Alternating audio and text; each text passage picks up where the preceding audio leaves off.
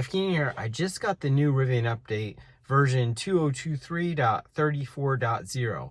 Let's see what's new here. Okay, so the big new thing to this update is improved handling and ride comfort.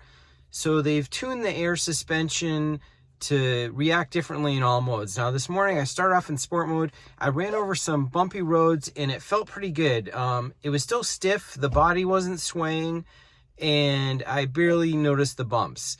Now, they also said they would improve handling in sport mode. Now, the vehicle turns in really good in sport mode. It turns like a sports car, but you do feel the weight, the 7,000 plus pounds.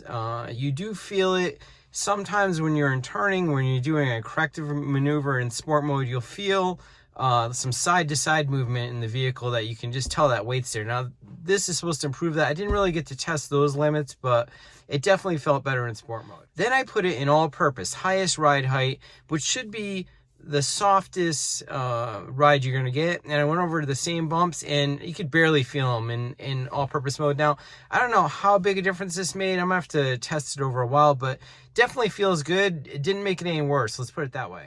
Now, they had some new phone call features, like you can dial right from the phone call menu, and then they also added thumb controls like they did with the garage door opener last time. So this is a good one. They added drive mode options in the Rivian mobile app trip planner. So before, when you use the trip planner in the app, it would use whatever the last drive mode the vehicle was in, and you couldn't change that. So this is nice to be able to switch it up and see what the differences are when you're planning a trip.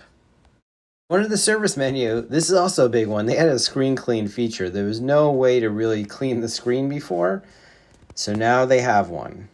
Look how dirty that screen is with 10,000 miles worth of fingerprints. Got to clean that off. There you go. Remember to like and subscribe for more videos on Rivian, Tesla, Wi-Fi, and tech products.